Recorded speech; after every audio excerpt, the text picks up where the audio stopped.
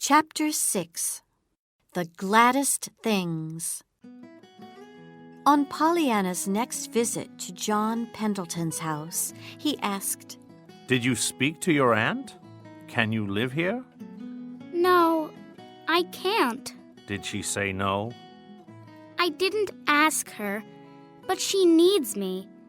And I have a different child for you to adopt, to make your house into a home. I'm really glad for him. For who? Jimmy Bean, cried Pollyanna, and she explained about the poor orphan. I had a letter from my church ladies out west last week, She finished. and nobody wanted him there. He was sad about that. Pollyanna left with an invitation for Jimmy and her to visit Mr. Pendleton next Saturday. One Thursday afternoon, Mrs. Snow sent Pollyanna to Dr. Chilton's house for some medicine. I never saw your home before, She said. They're only rooms, He answered. not really a home. Do you need the hand and heart of a woman or the face of a child, too? Mr. Pendleton wanted those, Said Pollyanna. Oh, and you remember when I told you about him and Aunt Polly? Did you tell any folks that story? No. Good, because Mr. Pendleton explained everything to me later. He loved my mother, not Aunt Polly. But now he's going to adopt Jimmy Bean, so maybe you can get the hand and heart of a woman or the face of a child to make your rooms into a home, Dr. Chilton. Some women don't give hand and heart very easily. He answered quickly and stood up. Here's that medicine for Mrs. Snow. He said. All of this, of course, was before the accident, and that changed everything. How did it happen? On the last day of October, Pollyanna left school. She didn't look to left and right when she walked across the road. Suddenly, a car hit her, and she fell to the ground unconscious. By 5 o'clock, she was back at home. But when would she open her eyes? Nancy sat by her bed, and Miss Polly telephoned her doctor at once. When Dr. Warren came, he looked at Pollyanna carefully. Well, she didn't break an arm or a leg, but she hit her head badly. He told Miss Polly. And I'm worried. Next morning, Pollyanna opened her eyes. Where am I? What happened? Why can't I move my legs? She cried. Miss Polly explained about the accident. And now you must sleep, She said. So Pollyanna slept for days, and many people from the town came and left flowers for her. When John Pendleton arrived soon after Pollyanna's accident, Nancy ran to tell old Tom. Mr. Pendleton's here. You don't say. Answered the old man. Was he really Miss Polly's lover from long ago? Asked Nancy. I believed that once, but now I'm not sure. Don't be silly. He loved Miss Jenny, but she loved that young minister. When they married and left, Miss Polly felt sorry for John Pendleton and was nice to him. Maybe he understood something different, but for her they were only good friends. Then, in the town, people began to talk of love between them.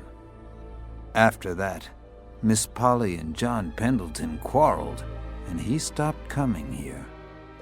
In the front room, Mr. Pendleton asked. How is Pollyanna?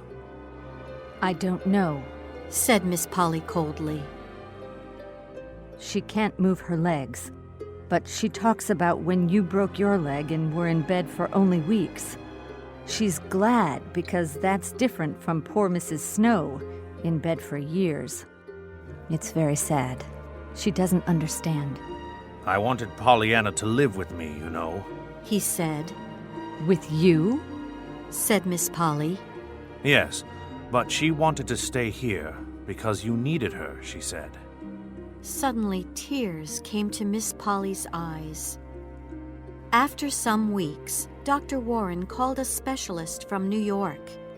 Dr. Meade came and looked at Pollyanna. When he left, he spoke quietly to Miss Polly by Pollyanna's door. Fluffy the cat was in Pollyanna's room at the time, and she wanted to go out. Just then, she pushed the door open, so Pollyanna heard everything. Well, she's never going to walk again, said Dr. Meade. Poor Pollyanna.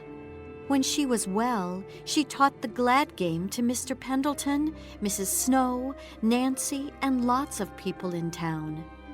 But now she could never leave her bed. It wasn't easy for her to find a thing to be glad about. Mr. John Pendleton called on Aunt Polly again when he heard the news. Please tell Pollyanna something from me, he said before he left. Jimmy Bean came to see me, and he's going to be my little boy. I'm going to adopt him. Tell her that. Maybe she can feel glad about it. Yes, Mr. Pendleton, said Miss Polly in surprise. Pollyanna was, of course, very glad to hear the news.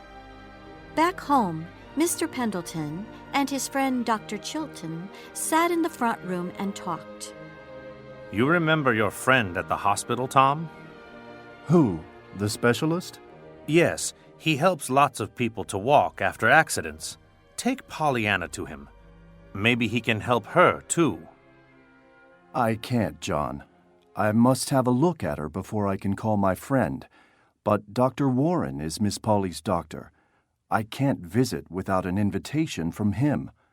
And after Miss Polly and I quarreled 15 years ago, when folks in town began to call the two of you lovers, she's never going to ask me. You know that. I'm never going to visit her house again without an invitation from her, and she's never going to change her heart and forgive me. Please, Tom, forget all that. Think of the girl. I'm sorry, John, but without an invitation from Miss Polly, I can't visit Pollyanna. Now all this time, the window in the room was open, and near the window, because it was Saturday morning, Jimmy Bean was at work in the garden. He heard everything and went at once to speak to Miss Polly. That afternoon, an invitation came for Dr. Chilton to visit Pollyanna. Did you ask for me? Dr. Chilton asked Miss Polly when he arrived. I did, said Miss Polly. Her face was suddenly very pink. She didn't see Tom Chilton smile happily behind her back when he went up to Pollyanna's room after her. When Dr. Chilton left, Miss Polly told Pollyanna, Next week, you're going to a hospital. A friend of Dr. Chilton's is going to care for you there.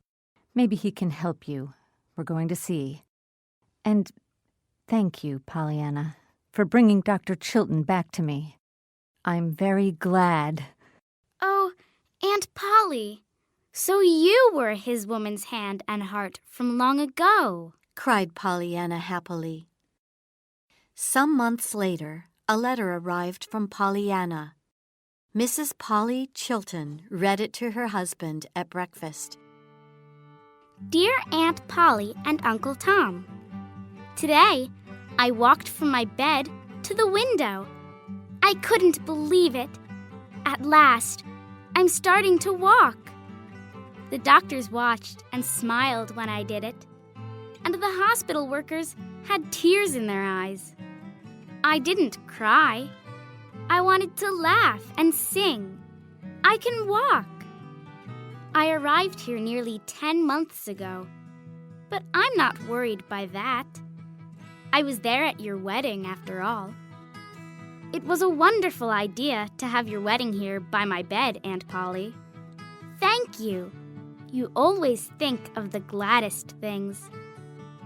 Soon I can go home, they say. I like to walk there. I don't want to take a buggy. Not when I can go on foot. Legs are important, but you don't know it when they're working. When I lost my legs, I learned that, and I'm very glad about it. I'm very glad about everything. Tomorrow, I'm going to walk some more, maybe to the door this time. Lots of love to everyone, Pollyanna.